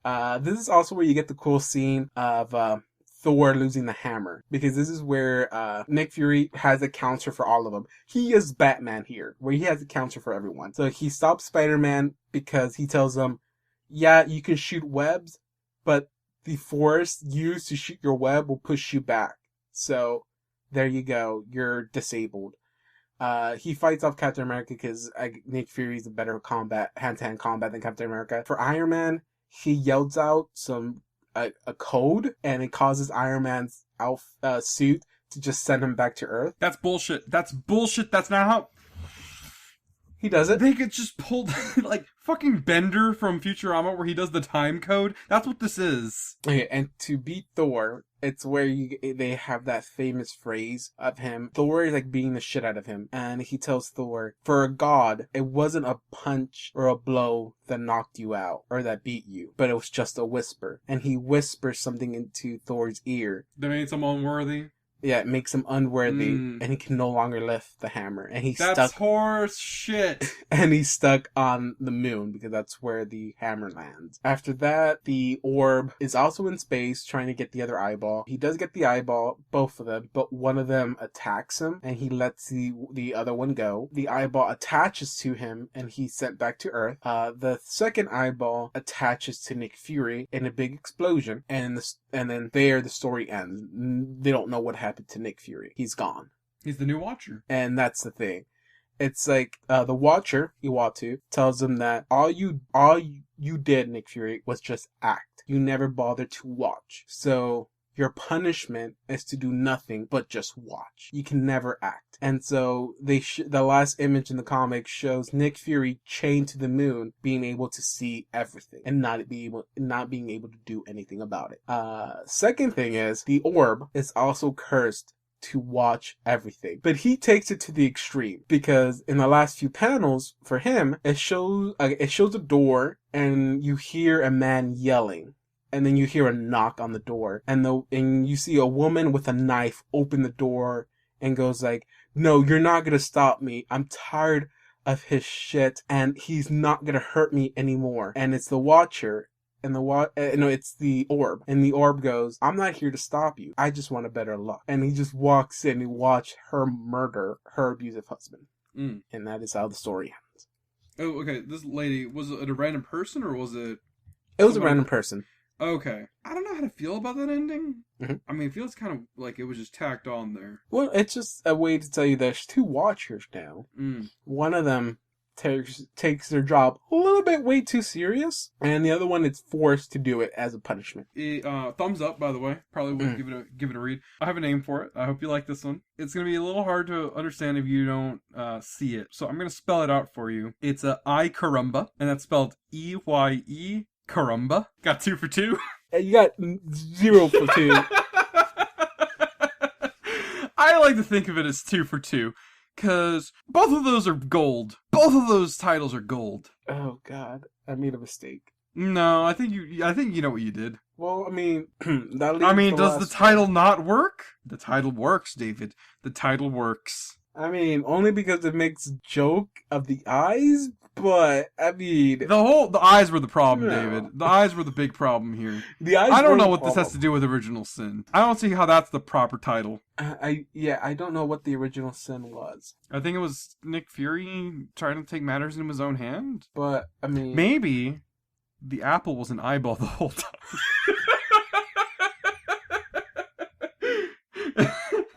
Oh my God, that makes secrets. Secrets are the Original Sin. Oh shit, that is true. Secrets were the Original Sin. Oh, okay, that's clever. That's clever. It's a lot smarter than I Carumba. Very clever. I'm guessing we're going with my thing then. No, we're still calling it I Carumba. I Carumba works. Why do I even bother? It's already been made. Like, I can't change it. You can. It's easy. Just edit it out. Oh no, I mean the actual, literal, physical books that actually exist in the real world. The comment. I'm not changing what I'm calling it. Fuck that. I'm gonna edit you out, David. Is it fine? Okay. Fine. I edit for time, David. Don't be offended. Well, I mean, that leaves our last book, Fear Itself. Oh, hell yeah, I'm excited for this. I know a little bit about this one. I'm going to use my 3 questions. I'm going to use my 3 questions. What are your 3 questions? I'm going to use my 3 questions. Okay. Who's the villain? I actually don't know who the villain. Oh, no. Don't answer that. Don't answer that. Okay. Whew. Man, I had... Okay, good, because I didn't want to go down the list. Nope. List? Mm-hmm. Anyways, when you don't know a lot about these things... Actually, you know what? Who are the main players? I always get confused on this. Who are the main players? Main players. Who are my PCs in this? The main person out of everyone here, I guess, is Thor. Of course. I mean, it's a Thor thing, so yeah, it makes sense. Yeah. Out of the bad guys, the main character there is Fear. Not the emotion of fear or the idea of fear. It's the character. I think that is his name. His name is Fear. Oh no, I'm sorry. Serpent, I think. Either I was about to say, I thought Fear. it was Jormungandr. Well, they only refer to him as the Serpent of Fear in this book. Well, no, it was the Norse serpent. His name is Jormungandr. But that's neither here nor there. Well, I mean, I'm just going with what they call him in the book, and I think they call him the Serpent in the book. What is your second question? My second question is, what does the bad guy want? Ragnarok. Alright, Earth Ragnarok. Oh, okay, I was about to ask if you meant like the event or like the Thor clone. That's not my question. God damn it! No, hold on. No. That's not my question. Yes, treat your questions like a genie wish. Make sure you ask me the right question. Oh God. So my third question will be: do the villains die or do they get put away? Let's go with that. Oh shit. Oh, David doesn't know the answer to this one. I do, but it's a confusing answer. Oh no, of course it is. Comics, why must you be like this? In this book, do they die? Yes and no. There are multiple villains. The main one, the Serpent, yes. Okay. So, Fear Itself is a comic book series, about, Jormungandr, the Serpent, the World Serpent. Yeah. The Ouroboros. I have no more synonyms. I thought that was the rainbow thing that happens in. That's the anime. Bifrost. No, the rainbow. Oh, thing that Aurora happens- Borealis? Yeah, yeah. That's not the Ouroboros. So the Aurora Borealis is the villain in no, the story. I said the Ouroboros. Aurora, The Ouroboros is the self-eating snake, David. Anyways, Jormungandr comes in, and NC-17 movie for them. It's like the human centipede. The human centipede is fear itself, David. I will be extremely terrified if I saw one of those crawling up my walls. I don't think you've seen the human centipede. Well, I mean, I would think he'll try to get as realistic. I mean, wouldn't you be terrified if you saw a human centipede crawling up your wall? David, do you know what the human centipede is about? No, I'm telling you, would you not be scared if you saw a human centipede crawling up your wall? I mean, if it was the one from the movie, like, it wouldn't make it... I would be confused. I'd be like, why? How can humans walk on the wall like that? And then I throw up. My question is not if the idea of humans being stuck from mouth to butt.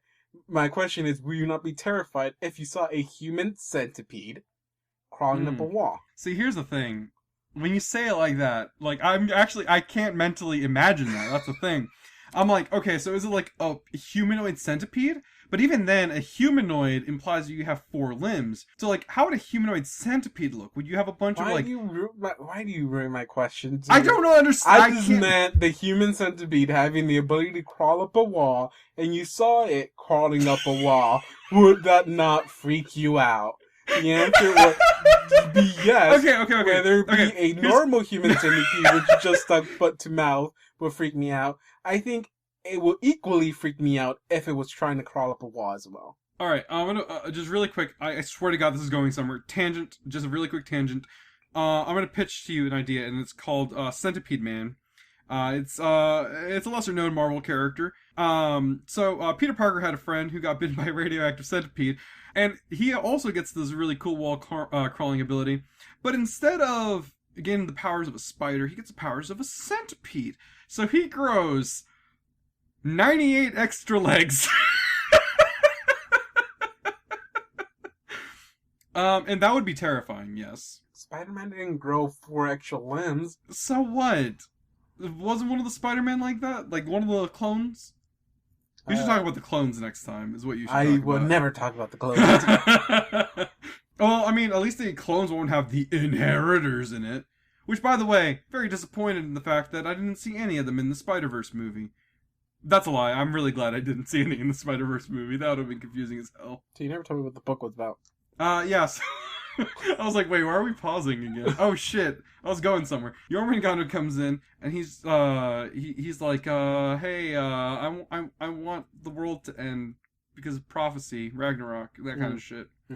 And Thor's like, we'll have none of that. So, have at thee, foul scoundrel.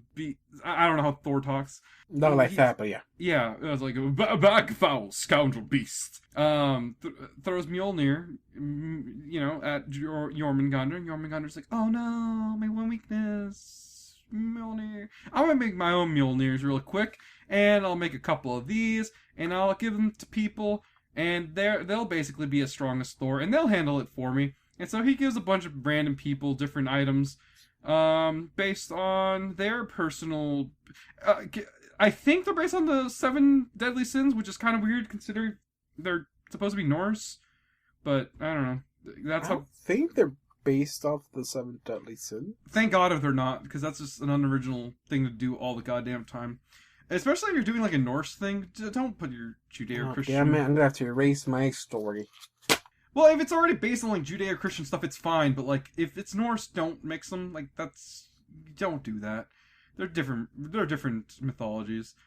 But, so he makes a bunch of random items for people, and, they all get different Thor powers. And they're actually good guys that get these powers, and they turn evil! Like Hulk, I want to say. I think Hulk is one of them.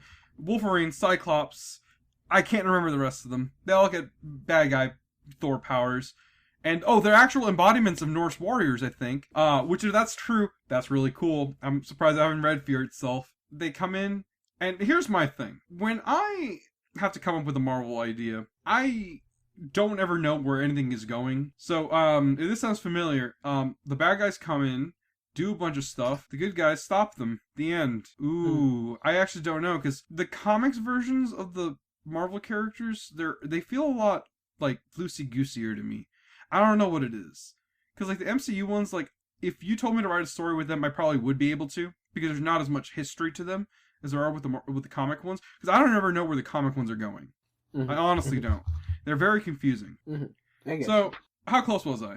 I think I got the beginning pretty spot on, but the ending I got lost. I mean, surprisingly, you got pretty accurate. There we go. I got one at least. I actually have the book right next to me. Hell yeah. So yeah, you were right. When the serpent comes back to life, the first thing he does is release hammers into the world for other people to get, his devoted followers to get. And well, yes, heroes do get them. No, not all of them are heroes. Okay.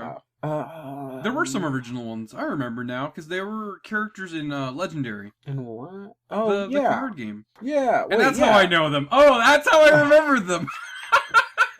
I forgot they were. Yeah.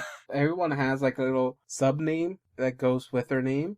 I don't know what you call that. So the whole story starts off with the Avengers are trying to help Asgard. Right now, at this time, Asgard was destroyed. Like all of Asgard. And so like all the Asgardians are living on Earth, and they're trying to rebuild an Asgard here on Earth for them. Oh, okay. Well, then Asgard's not dead, because Asgard's not a place, it's people. I don't know. Are you trying to make it like, oh, home is not where your home is home is where your family is, kind of shit? I didn't even make that up. That is literally ad verbatim what they said in Thor Ragnarok the movie. Did you watch Thor Ragnarok the movie? I do, but I don't remember stuff. That's why I like to rewatch things, because I never remember them. So it's like watching it for the first time again. Oh god, that's how I feel sometimes. Okay, and so yeah, it was destroyed by the Century. I don't know why. It has something to do with like the Dark Avengers, I think, and like Norman Osborn. Something happens, and Century destroys Asgard, and so all the Asgardians have to go to Earth. Odin feels that the serpent, or whatever you called him, is waking up, and so he goes like, "Yo, we got to get the hell out of here." Because according to the prophecy, once the serpent wakes up, Thor will have to fight him, and if Thor fights him, he dies. And so he goes like, you know what? Everyone pack up your bags, we're going back to Asgard. And they're like, wait, but Asgard is destroyed. How are we going to go back to Asgard? He's like, time travel, bitch! No, he just snaps his fingers and creates a new Asgard. Wait, he could have done it this whole time? Yeah. Fucking Odin. That's what I said. He like, Thor tries to stop him and goes like, no, we'll stay here. We have to protect the humans from Earth Ragnarok. And they're like, dude, humans, they're pieces of shit. Okay, we're gods. They're meat bags. They're just ants compared to us. We're leaving. And so Thor is like, no, we're staying. It's like, okay. Odin beats the shit out of Thor and makes him unworthy to wield the hammer. Because he can just do it. They pick up Thor, they go to Asgard, all of Earth is left to fight off the serpent. When I said there was multiple villains here, one of the main villains in this is a character called Sin. I don't know if you ever heard of Sin. Maybe? She is the Red Skull's daughter. She also has a Red Skull. Of course she does. Wait, hold on. So her face is fine. I mean, if I had a Red Skull, my head would still be brown. Okay, she also has a red head. Like, I've met redheads before, David. Okay. Okay, you know what I'm trying to say. You can continue with what you're saying. No, if you want to be smart about this, let's be smart about this. Okay? Take the head of Red Skull, plop it off, and then put it on a body with boobs. Okay, so it's just a lady with two heads now.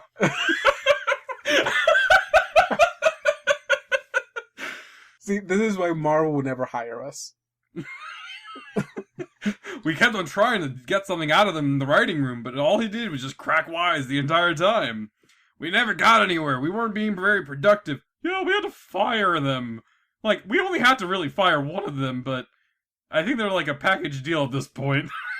And this is where we have a flashback of in this meeting room, And I'm like, no, I'll stay. He can go. I'll stay. He's like, no, I think you two are a package. I don't think we can keep one without the other. I was like, no, I'm fine. Get rid of him if you want to. And I'll agree with you. Like, I'll just go to DC. I hear that they need a new guy for Booster Gold.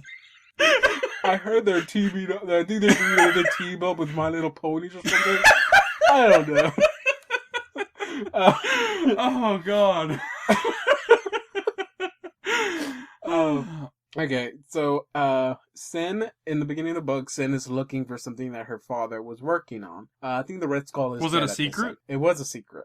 Oh. It's like during the whatever war that the Red Skull was a part of. World War II? Well, I can never be sure because there's. Hold on, it's the Hitler War. The Hitler War. You mean World War II? Hey John, can you edit it out so that this is where I begin talking? So during World War II, the Red Skull.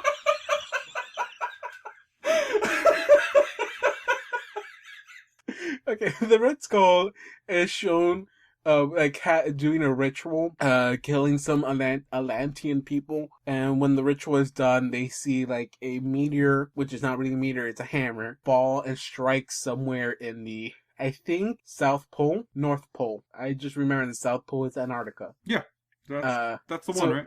Yeah, either north or south. It hits one of the icy places.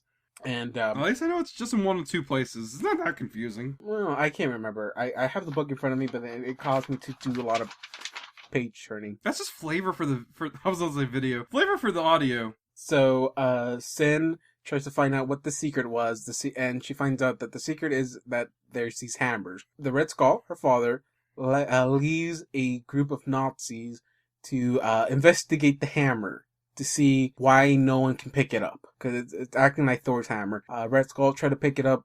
No, wait, Red Skull didn't. Someone tried to pick it up, but as soon as they tried to pick it up, they turned it to ash or something. I can't remember. When Sin gets there, she walks in and she just murders everyone there and just picks up the hammer and goes like, yep, the hammer was for me. And when she does, she flies into the middle of the ocean down to a underground base where she meets the serpent. The serpent is like, oh, yes, you finally made it, my chosen follower or whatever.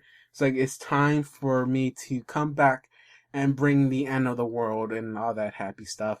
And so he goes like, time to prepare my army. And so he snaps his fingers and... Oh, hold on, the serpent snaps its fingers? Okay, I'm just saying snap. I don't know what he does.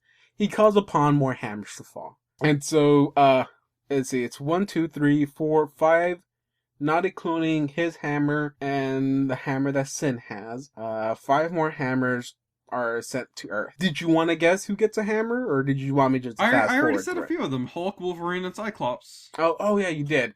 No. Yes and no. Hulk does get one. Hell yeah. When he grabs it, he turns into Noel. And he has like Clue? a little... No, just Noel. I thought it was Kulh. No, it's Nul. Oh, okay. No. Oh. Clue is what he turns into in the Axis book. And again, they all have like little prefix. I think that's how you say it, prefix under their names. Mm-hmm. So it's like Noel, the breaker of worlds. And that's who the Hulk is referred to. Another person gets one. The Juggernaut. The Juggernaut turns into Kurth. Cuurth. I can't take anyone named Kurt seriously. His name... It's like it took the name Kirk and Heath and put it together. Kurth. You hear that? Everyone named Kurt and Heath, your names are jokes, according to John. No, when you smash them together like that, it's just terrible. His name is his subtitle or subname, whatever, is Breaker of Stone. Lame. There is a villain called Titania. I don't know if you know who she is. Yeah, she's like really, really tall. No, she's just super strong. Her name turns into Skirn. Breaker of Men. I'm sorry. What? I'm sorry. Why are you laughing? Why do you think that is funny? The obvious reason. What is so amusing about having the title Breaker of Men? Please go on. Let's pause everything we're doing and explain why that's so funny for you. Death by Snoo Snoo. Do you remember that from Futurama?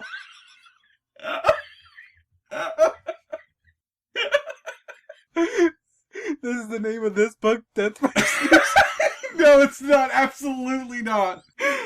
I forgot. There's another hammer that lands. It's one of Namor's villain. I don't know his name. He's like a weird fish blue person. Like Trident or something, I'm I guessing? think so. I don't know what his name is. I can't remember. His name is Nearcod, Breaker of Ocean, Absorbing Man. That's so fucking lame. He has the word cod in his name. Absorbing Man gets one. His name turns into That's a really weird name. Can you say that one more time? I was gonna try to pronounce it, but I was like, I think I'm just gonna try to spell it instead. It's Dudai.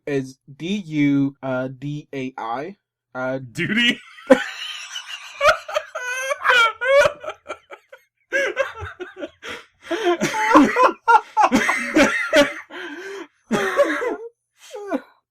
His name is Breaker. Duty. Breaker of Whale.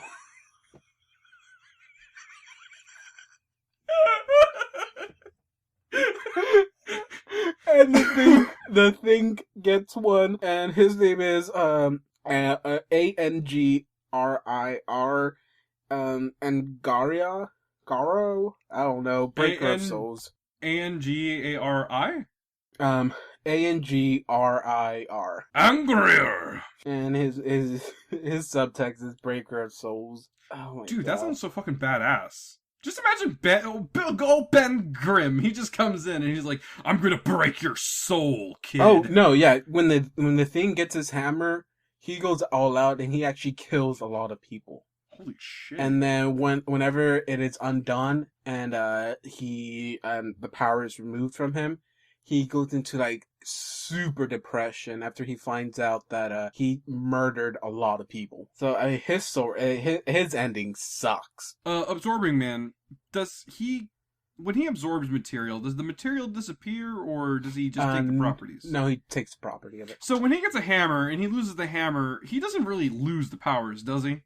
No, he turns into the material he's holding. Mm-hmm. I think he's grabbed Thor's hammer and turned it to the Uru metal. Mm-hmm. I think Thor can control him. Of course. There's also, and I learned this through another YouTube series that I watch.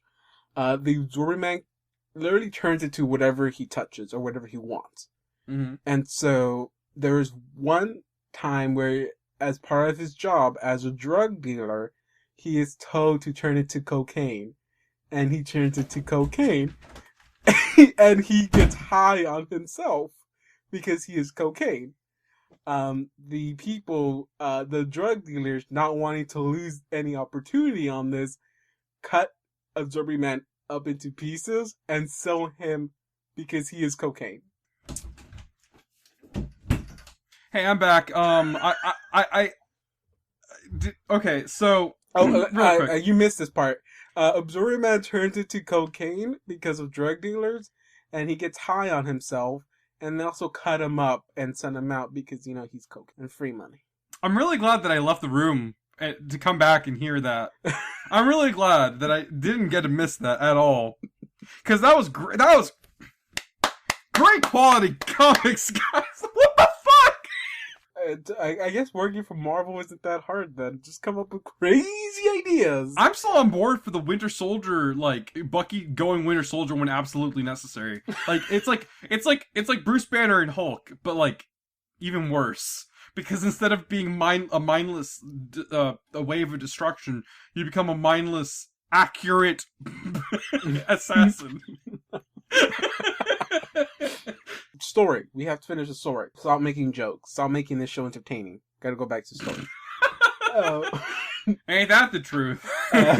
Okay. Once they get their hammers, the serpent decides to go ahead and go off and kill Earth. Earth Ragnarok is about to happen. The Avengers are like, no, we're gonna stop them. And so the serpent sends out his hammer people to go fight after the Avengers, and they do a pretty bad job at fighting off the villains, because again, they're like Thor power, Thor level villains, and so they're like, shit, this is hard. Captain America dies in this book. He is killed by Sin. Aren't we all killed by Sin? By the way, Captain America in this book is Bucky. She rips off his arm, and then he beats him to death with it. I don't think he beats him. I want to say yes, but she has a hammer. Why wouldn't she use the hammer? Because there's something satisfying about ripping off somebody's arm and then repeatedly hitting him in the head. Shoving it down his throat. Yeah, you're right. It's here in the book. He's hitting him with his own hand and just yelling out, "Stop hitting yourself." and then I also got the book in my hand right here. And so it's kind of weird. What she does is she grabs his hand, his fist, and like grabs him by the shoulder, and then just puts the fist in his mouth and just shoves it all the way down. It's a weird death scene, but it happened. Can I ask, if you have the book in your hand, why didn't you just repeat the book back to me? We're gonna cut this a lot shorter if you did. Because, David, either one of two things is happening here. Either one, I want to make this entertaining and let you just tell the story. Or two, I'm lying out of my ass. But, it's the audience's decision there. Okay, I'm gonna go with the first option. I never think you'll lie to me. After Captain America, aka Winter Soldier, dies, Captain America goes onto the field to fight Sin. Steve Rogers picks up the shield, and the first thing that happens is they break his shield. I'm sorry, did I miss something here? Yes. When Captain America, when Steve Rogers dies, Winter Soldier becomes Captain America. You just said that Captain America, as Bucky Barnes, dies, and then Steve Rogers comes in and gets the shield? Yeah. Is Steve Rogers Captain America right now? Yes. He has the shield. Were they both Captain America at the same time? No. Thank you. I just wanted to make sure that this wasn't just bullshit. Oh, it's bullshit, but no. So Captain America picks up the shield because he takes Bucky's arm and throws it to the side. He goes, I'm gonna have to use this really quick. So he gets the shield. And first thing that happens is that, like I said, not Sin, the Serpent shows up and just breaks the shield. It's like, I'm strong. I'm stronger than everything. After that happens, or after this fight is going on, Iron Man is at the portal area where Odin was when he went back to Asgard, and they're like, "Hey, Odin, please send us some help. Help us. You can't leave us here to just die. This is your stuff. Your shit is happening on Earth. Please come and help us." It's like, I will break my vow to show you how devoted I am in you and in you helping us. So he opens up a bottle of beer and drinks it, because he's breaking his vow of sobriety, I guess. Is that the word? Yeah, sobriety is what you call drinking abstinence, yes. And so as soon as he drinks, Odin shows up and goes like, "Oh, I see how devoted you are to this cause, since you have broken your sobriety and taken your first sip of alcohol in like years." And so he lets Iron Man into Asgard. And after a few more fight scenes, Thor does come back. He is sent back to Earth, and he is fighting all the hammer-wielding people. Thor is knocked out by, I think, the Serpent, and they're just about to be defeated. And then Iron Man shows up, and he goes like, "Hey, yo, guys, I brought y'all some Asgardian armor shit." And so that is where Captain America... Well, no, wait, wrong. He doesn't get anything. Iron Man comes out, and he gives everyone their Asgardian weapons. Oh, yeah. We got Hawkeye. He gets a bow and arrow. We have Miss Marvel. She gets an axe. We have Doctor Strange. He gets a cool little wizard staff. It's like it's like a staff, but on the top it has like a disc on there. Almost like a record player. And then right just under that, before right where the disc hits the pole, there's like angel wings coming out. It looks pretty cool. Black Widow, she gets 2 swords. Red She-Hulk is in this book. She gets 1 big giant sword. Wolverine, I don't know what he gets. It looks like he has red claws, but I think it's a whole suit of armor. I have no clue. He gets a pat on the back. Probably. You know what to do, right? Yeah, that's right. Kill those sons of a bitch. Um, That's right. We're gonna kill those sons of bitches. Iron Man just gets an Iron Man suit. Of course. But it's made of Uru, right? Yeah. It's just an Iron Man suit. Just It's an an Iron- Uru suit. It's a store buster. It's not a store buster, is it? No. No. Not that cool. I mean, his store buster Iron looks Fist. like shit, so I mean, I hope that they make the other one look better. Iron Fist is in this book. He gets Which one? He wears a white suit with yellow or gold stuff on him. I don't even know why I asked which one. I only know one Iron Fist. He has a I don't know how this weapon is any special. He has a hammer attached to a chain. A hammer attached to it. It's like a mace hammer? Kind of. I don't even know. It has like a. It's weird. It has like it's like a pickaxe, but super thick. The tip of it. It's like a giant cinder block with a triangle end on one and like a square end on the other, and then it's just attached to a chain. Oh, and Spider-Man gets claws. I don't know why. Hell yeah. Wait, spiders have like these claw-like append. I don't know. They're like, I don't get it. I'm not even gonna bother even trying to figure that one out. Yeah, I'm not gonna bother to. I don't know why he has claws. I would think they'll give the claws to Wolverine, but he has claws too. This is also the book where you see Captain America lift Thor's hammer. Ooh. And so they fight off the hammer people. Thor picks up his hammer back from Captain America after they finish fighting the other evil hammer-wielding people. And Thor kills the serpent. And in response of killing the serpent, he then also dies. No, I'm sorry. Thor dies? Yeah. This all could have been avoided if Odin would have just let his son die. Well, no, he's supposed to die because he's gonna Yeah. fight. The only reason he Mhm. died, hey, literally right here in the book, I'm like looking at it right now. Thor is in the serpent's mouth, which looks like a dragon from here. So, like a legit I dragon. mean, you know. Not a serpent. It's No, not the well, serpent that the serpents Asgardian people have it. I'm where- just saying, serpents are pretty much dragons in mythology. They're not. I don't see my serpents or my snakes flying around breathing fire. I mean, So- same diff. Oh, Dragons are I'm wrong. serpents. He does not have Thor. He does not have Mjolnir. He doesn't have Muriel, guys. He has a sword. And, Thor with a sword? Yeah, and he stabs him in the head. He stabs the dragon head, and a big bolt of lightning like shoots out of it. Then the dragon falls to the floor. The dragon disappears, and Thor takes one step, collapses, and dies. What a bittersweet ending. Yeah, that's it. But yeah, that is for yourself. I hope it lived up to your expectation. Well, here's the thing, David. If we had to describe Fear itself as like an episode of a Dungeons and Dragons podcast, Mm-hmm. I would say that it sounds to me like an episode where all the players get a bunch of cool shit. Mm-hmm. That's the end of my sentence. It's like, the concept of all this cool shit sounds great, and like, the story's like, I mean, I get it, like, I know they're Oh trying no, to they go get all their further. shit taken away from them. Yeah, no, I was about to say, like, it feels like I'm never going to see these items ever again. How did they get their stuff taken away, if I may ask? I think Odin takes them away. Okay. Because, like, I let you use them for the battle, but the battle's over, so, you know. They're kind of Asgardian weapons, since they were made in Asgard, so I'm gonna have to take them back. And they're like, wait, but there are they're gone. Can I just say, I don't like Odin, like, at all? Like, Oh no, in this He's book, he is a shithead. I think What the fuck? in the beginning of the book, he's standing on the top of a tower, not a tower, in the mountain, and he sees the Watcher.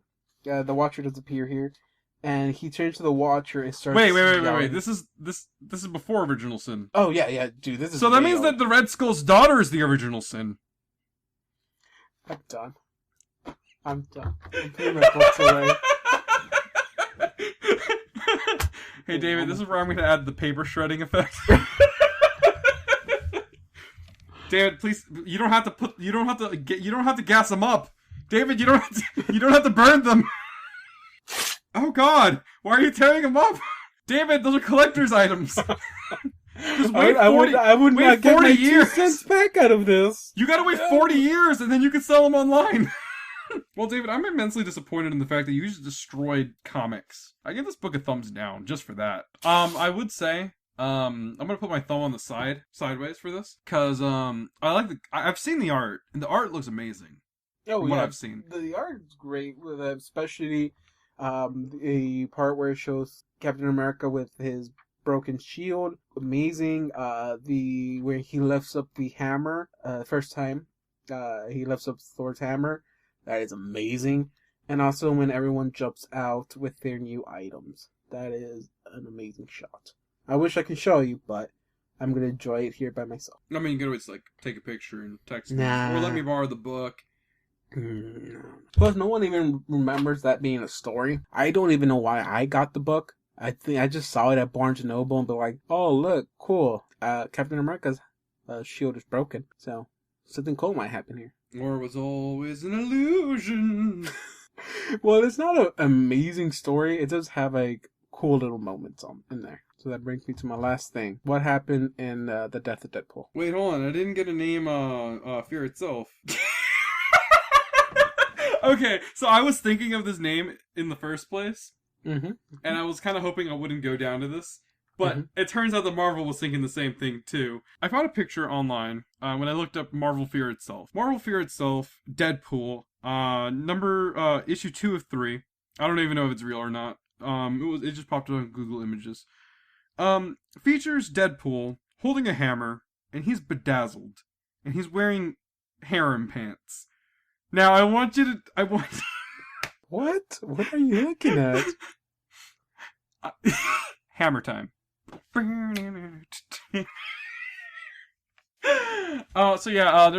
a if you Google search Marvel Fear Itself on Google Images, eventually you'll find Deadpool dressed as MC Hammer. Mm-hmm. And he's got like the baggy pants and everything. And I'm just like, well, yeah, I think Marvel pretty much summed this up for me. It's hammer time. Also, are you telling me that the Thing didn't grab his hammer and go, "It's hammer time"? Because if they didn't, that's a wasted opportunity. By the way, I do think there is a tie-in with Deadpool. Fear Itself, Deadpool. I mean, Deadpool's a tie-in with everything, though, doesn't he? No, because out of this whole story thing, I have one tie-in, and that is Uncanny Avengers, Fear Itself, which was it's a dumb book. So, David, would you recommend any, I know that you read all 3 of these. Would you recommend all of them to people who don't read comics? Because here's the thing. To me, Marvel comics are kind of hard to get into, from what I've read, just because, especially event comics, you don't know a lot of the people.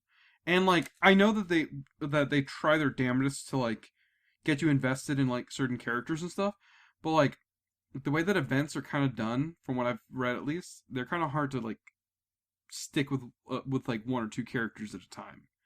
They always try to make them like big team up events, and I'm like, it's whatever, I guess. I don't know. At least the way you described these 3 different series, you described it in a way that's very coherent. So obviously you could like read them in that way. Is it as coherent as you made it sound, or is this just you skipping over like nonsense garbage? Okay, I skipped over a lot of stuff, but most of the stuff I skipped out are like them explaining things. Mm-hmm. So it's like you at least have an idea of like other comic events. You might not like have a full understanding of them, like House of M and like Avengers Disassemble, Thor Ragnarok. I think there one happened before this.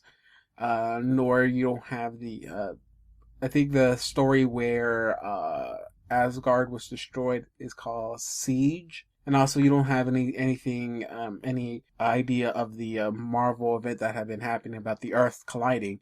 I knew about it. You've told me about it before. Yeah, but you don't really. It's different. It's different to know because you've heard of it rather than know because you've actually read it. So yeah, most of these are like, yeah, I skipped over those because you at least have an idea of those events. So I'm not gonna have to. I don't need to explain those to you. Those, at least some of these books are nice enough to give you some kind of explanation of where they're coming from. Like I said, of the Avengers Children's Crusade. Yeah. I skipped like whole chunks of parts where they're explaining what happened in House of M and in Avengers Disassemble. And then, so it's like, if you read it and you haven't read anything in the past, to give you that information, you'll still understand the book because they're explaining it to you there. They're telling you what happened with Scarlet Witch and the events that led to her disappearing. And, but they also take that time to also retcon it, saying that, oh, even though this happened and this is how people knew it to happen, it actually didn't happen like that. Because this book is telling you it happened like this. So it's like, at least for that book itself, that explains itself pretty good. So the Children's Crusade one, that is a book I would recommend people to read. Original Sin, that one I will probably tell you to pass on it. The Fear Itself book, I would say you probably could give that one a read. You might be a little bit confused on why, all of Asgard citizens are on Earth. Because I don't think they actually explain. They just say it was destroyed. I think they do mention the Sentry destroyed it, but not many people know who the Sentry is. He's Marvel's Superman, isn't he? He's one of Marvel's Superman. He is one of many Marvel's Supermensch. No. I mean, look at there's Sentry, and it'll also look up Hyperion.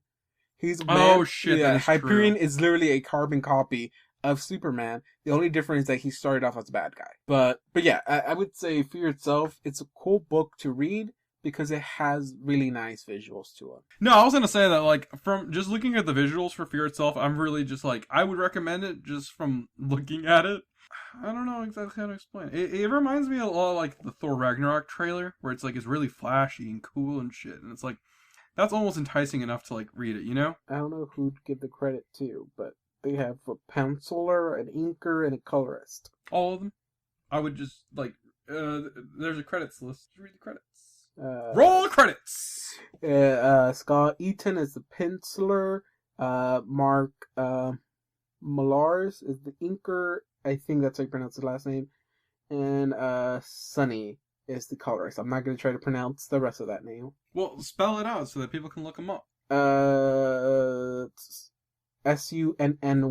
Sonny, and then there's like 3 different last names attached to it. Gohofifs. Oh, I think those are 2 different people. First colorist is Sonny. The other colorist I think is Of. I have no clue. That's a weird name. Oh, but then there's another colorist up here called Laura. And there's another inker called Wade Vaughn. Oh, here we go. Matt Fraction is the writer. Stuart Immonen is the penciler. Wade von Grabaja is the inker. Laura Martin is the colorist. Chris Iliopoulos is the letterer. Ed Brubaker is the writer. Scott Eden is the penciler. And, hold on, there's a lot more credits here. Mark Morales is the inker. I try to pretend to not be able to say that one, and it just sounds weird. Sonny Go is the colorist. That's Gho. Joe Caramagna. Oh, or is it Caramagna? Caramagna is the letterer. Larry Molinar is a colorist. Dexter Vines is an inker. Justin Ponsor is a colorist. And Matt Milla, or Mia, I don't know how to say that, is a colorist. And that's the credits. I don't know where you got all those names from. I looked it up on Goodreads.com. Not a sponsor. In this time of global anxiety, economic turmoil, and mass hysteria, Sin, the new Red Skull, has made an awesome discovery.